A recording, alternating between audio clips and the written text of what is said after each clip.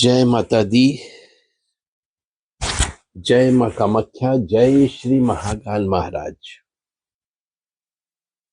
देव Radha trust Satyavani channel से आप ज्योतिष के मामले में धन का अभाव, धन का श्राप कैसे देखें और उसको कैसे ठीक करें, आज इसके ऊपर हम चर्चा करेंगे। आए हुए सभी ज्योतिष प्रशिक्षणार्थियों का स्वागत है। आज का विषय है ज्योतिष में धन को कैसे देखा जाए, यानी कि धन है या नहीं है, धन आएगा या नहीं आएगा, और आएगा तो बचत होगी या नहीं होगी, ये सब चीज ज्योतिष में देखेंगे। तो चलते हैं। सर्वप्रथम मां सरस्वती जी के चरणों में एक दीप प्रज्वलित करते हैं। नीर हार हार धन सार सुधा करंभा कल्याणम दा कनक चंपक दाम्बुशाम उतंग पिंड कुचकुंभ मनोहरांगी वाणी नमामि मनसा वत्सा विभूते ओम ऐं सरस्वत्ये नमः। देवी प्रपन्नताति हरे प्रसीद प्रसीद मातर्गिजोखिलस्य प्रसिद्ध विश्वेश्वरी पाहि विश्वम तमीश्वरी देवी चराचरस्य। शुभम करोति कल्याणम आरोग्यम धन संपदा शत्रु बुद्धि विनाशाय दीप ज्योति नमस्तुते। तो मां भगवती के चरणों में दीप प्रज्वलित करने के बाद में शत्रुओं का नाश हो, शत्रु अपने अपने सद्बुद्धि को प्राप्त हो, ऐसी कामना हम मां सरस्वती मात से करते हैं। और आज ये धन पत्रिका में कैसे देखा जाए और इसका क्या उपाय है। वर्तमान युग में यदि देखा जाए, आज का जमाना ये धन का जमाना है। धन का अभाव है, यानी बहुत बड़ा श्राप लगा हुआ है, अभिशाप लगा हुआ है। आपको जन्म कुंडली में दूसरा भाव जो होता है वह धन का भाव कहलाता है, और चौथा भाव सुख का भाव कहलाता है। तो जब जब धन आएगा उसके बाद ही तो आपको सुख की प्राप्ति होगी। तो दूसरा घर और चौथा घर, ये दोनों खराब होने पर धन की प्राप्ति नहीं होती है। तो दूसरे घर में जो भी ग्रह बैठा हो उसको ठीक करना चाहिए, चौथे घर में जो भी ग्रह बैठा हो उसको ठीक करना चाहिए। और इन दोनों को ठीक करने के लिए माथे पर केसर का तिलक लगाना चाहिए, क्योंकि हमारा जो मस्तक होता है इसमें जहां पर दीपक लगाया जाता है वह दीपक गुरु का माना जाता है। और जब गुरु के माथे पर बीचों बीच में हम दीपक लगाते हैं, मतलब तिलक लगाते हैं, तो गुरु ग्रह ऑटोमेटिकली एक्टिव हो जाता है। और जब गुरु एक्टिव हो जाता है केसर चंदन का तिलक लगाने से, तो दूसरा घर धर्म का भी होता है। तो जब गुरु एक्टिव होता है तो मनुष्य को धर्म करने के लिए वो प्रेरित करता है। और दूसरा घर धर्म का स्थान तो है ही, और माथे के बीच की जगह को भी शरीर में दूसरा घर कहा गया है, जो धर्म का है, जहां पर तिलक लगाया जाता है, बिंदी लगाई जाती है। और दूसरा घर जागृत होगा जब हम तिलक लगाएंगे। तो साथ में गुरु की वस्तुएं मंदिर में दान देने से, यानी चने की दाल दान देने से, केसर हल्दी ये दान देने से बृहस्पति की वस्तुएं मानी गई है और गुरु इससे एक्टिव हो जाएगा। अब चौथा घर जो है माँ का घर भी है और सुख का घर भी कहा गया है। तो माता या माता के समान जितनी भी स्त्रियां हैं उनके पैर छूकर आशीर्वाद लेना चाहिए। इससे क्या होगा कि चौथा घर जागृत हो जाएगा आपका, क्योंकि इसका मालिक जो है, चौथे घर का मालिक है, वह है चंद्र। और माता, दादी, नानी, ये सब चंद्रमा के प्रतीक कहलाते हैं। तो सूर्य शनि की युति वाले मनुष्य भी अक्सर धन की कमी से गुजरते हैं, क्योंकि सूर्य शनि की युति में धनदायक ग्रह जो है वह शुक्र खराब हो जाता है। यानी कि जब भी सूर्य और शनि की युक्ति होती है तो शुक्र खराब होता ही होता है, क्योंकि सूर्य पिता है, शनि पुत्र है। जब पिता पुत्र में झगड़ा होता है तो जो स्त्री होती है उसको कष्ट की प्राप्ति होती है। चाहे वो बहू हो तो भी कष्ट की प्राप्ति होगी, और मां होगी तो भी कष्ट की प्राप्ति होगी। और जो दूसरे घर से संबंध रखता है शुक्र ग्रह, मतलब जैसे वृष राशि, वृष राशि का मालिक शुक्र होता है जो धन का है, और सातवें घर से भी संबंध रखता है, यानी स्त्री। तुला राशि वो भी शुक्र की कहलाती है और व्यापार की भी है। कच्ची मिट्टी का मकान भी शुक्र माना गया है। और सरसों का तेल शनि का हो गया। इसके लिए सरसों के तेल की बूंद सूर्य को दिखाते हुए जमीन पर गिराना चाहिए। इसका अर्थ यहां पर यह हो रहा है, सरसों का तेल की बूंद यानी शनि, सूर्य को दिखाओ और जमीन पर गिरा दो। तो क्या हो गया, शुक्र की जमीन जो है इस पर शनि गिरेगा सूर्य को दिखाते हुए। इससे क्या होगा कि शुक्र और शनि का मिलन हो जाएगा, तो इससे केतु अच्छा हो जाता है। शुक्र यानी स्त्री,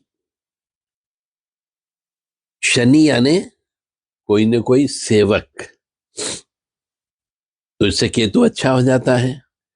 सूर्य गुरु की युति भी आर्थिक परेशानी देती है, इसके लिए पिता के साथ रहना चाहिए तो भाग्य को बढ़ाता है।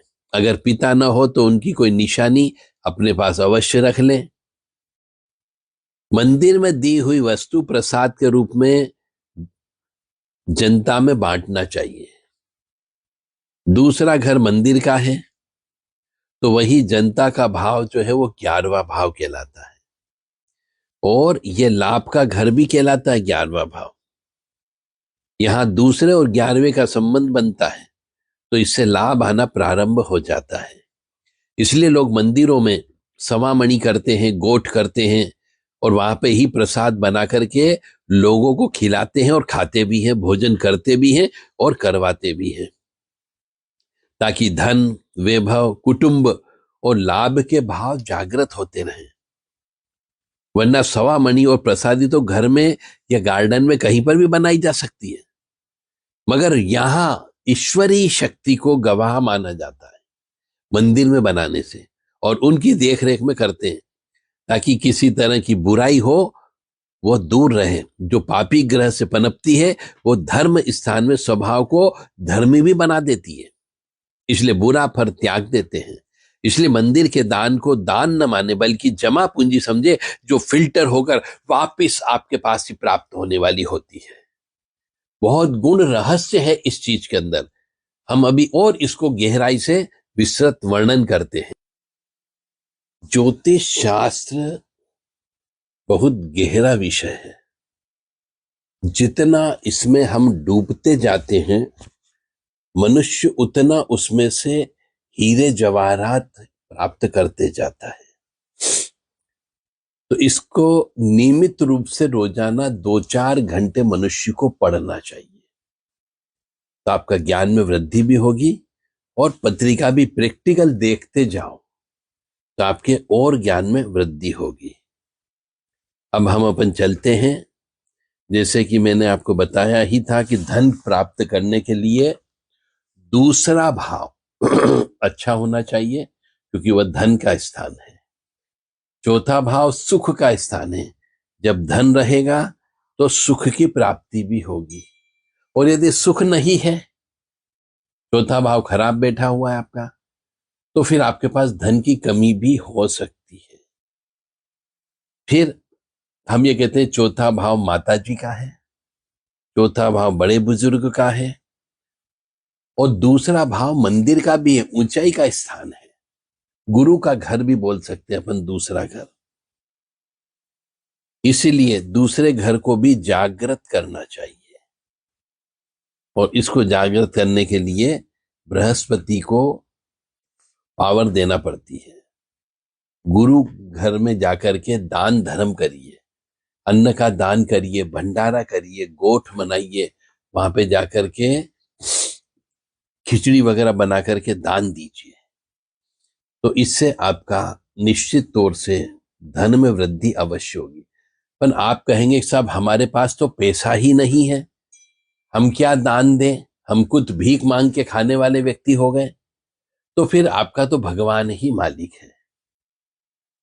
यदि आप मंदिर में दान नहीं कर सकते, यदि आप मंदिर नहीं जा सकते, यदि आप व्यक्तियों को भोजन नहीं करा सकते, तो फिर भगवान ने आपको इस लायक ही नहीं छोड़ा कि आपको सुधारा जा सके या आपके जीवन में कोई सुधारात्मक उपाय किया जा सके। क्योंकि कहीं न कहीं पर तो आपको चंद्रमा से संबंधित, शुक्र से संबंधित, स्त्री से संबंधित दान तो करना होगा। क्योंकि ऐसा कहा जाता है कि जो ग्रह खराब होता है, जिसकी वजह से आपके पास धन नहीं आ रहा है, उससे संबंधित चीजों को बहाना पड़ता है, पानी में बहाना पड़ता है, दान देना पड़ता है, तभी आपको सुख की प्राप्ति हो सकती है। और जो चीज आप पहनते हो अच्छी है, जो आपको और उच्च स्तर तक लेकर के जाएगी, उसका दान कभी नहीं देना चाहिए। यानी जो उच्च का घर हो उसका दान बिल्कुल न दे, और जो खराब ग्रह हो, नीच का हो, शत्रु भाव में बैठा हुआ हो, उसको निकालें, दान दें, या फिर जप तप करके शांत करें, तो आपके पास लक्ष्मी की प्राप्ति हो सकती है। तो अब हम दूसरे और 11वें घर का संबंध के बारे में आज फिर से चर्चा करेंगे। दूसरा घर है मंदिर, गुरु का घर है, और वहीं 11वां भाव जो है लाभ का भाव है। अब मंदिर में दान देने से लाभ में वृद्धि ऑटोमेटिक होती ही होती है। क्यों? लोग बाग इसीलिए मंदिरों में भंडारा करते हैं कि वहां पे लोग बाग आते हैं, प्रसाद में भोजन करते हैं, और ताकि मनुष्यों को धन मिलता है, वैभव मिलता है, कुटुंब मिलता है। 11वां भाव क्या है? कुटुंब का भी है, दूसरा भी कुटुंब का है, दूसरा धन का है, और 11वां भाव जो है लाभ का भाव है, वह जागृत रहेगा। तो गुरु के घर में भंडारा करने से निश्चित तौर से जो भी व्यक्ति करेगा उसकी धन में वृद्धि होगी होगी, वैभव में वृद्धि होगी ही होगी, और लाभ में भी वृद्धि होगी। पर भगवान से पहले आपको देना पड़ेगा। वो आप बहुत से लोग हमें मिलते हो, कहते हैं कि साहब भगवान जी आप ये कर दो, पहले काम कर दो, फिर मैं आपको दूंगा। मैंने भगवान को आपका गुलाम बन के बैठा हुआ है, जो पहले आपका काम करेगा, आपको धनवान बनाएगा, फिर उसमें से आप उनको दान दोगे। आप भगवान से नहीं मिले हो, भगवान को आपने देखा नहीं है, और भगवान के साथ शर्त लगाते हो, भगवान को पार्टनर बनाते हो, तो ईमानदारी से दो, तब तो भगवान पार्टनर बनेंगे। और भगवान के साथ आप ये कहते हो कि साहब पहले आप दो मुझे, फिर मैं आपको दूंगा, तो ऐसा तो कोई संभव नहीं है। पहले आप उस पे विश्वास करो जिसको आपने कभी नहीं देखा हो, पहले उस पे विश्वास करो जिसने आपको पैदा किया, पहले उस पर विश्वास करो, प्रकृति पर विश्वास करो, ब्रह्म पर विश्वास करो, और देखे देखो उस ईश्वर के बंदों के लिए, तो भगवान आपको अवश्य देगा। और एक और विशेष बात है, बहुत से पापी लोग जब वो गुरु के घर में आते हैं, गुरु के घर का मतलब हो गया मंदिर में आते हैं, तो वो भी धर्म स्थान में आकर के धर्मी बन जाते हैं। चाहे बाहर पाप कर्म कर रहे हैं, पर मंदिर में आकर के धर्मी बन जाते हैं। तो राहु जैसे, राहु भी खराब यदि आपका हो, तो आप मंदिर में भंडारा करोगे, तो वो भंडारे में जो पापी व्यक्ति आएगा वह भी भंडारे का भोजन करेगा, तो वो भी धर्मी बन जाएगा कि यार भगवान फ्री में भी खिला रहा है अपनों को, तो हो सकता है वो अपना बुरा फल त्याग देगा। इसलिए मंदिर में दान को दान न मानो, ये मान के चलो कि हम भगवान के यहाँ जमा पूंजी रख रहे हैं, वो फिल्टर होकर के मैं ब्याज के आपको वापस प्राप्त अवश्य होगी।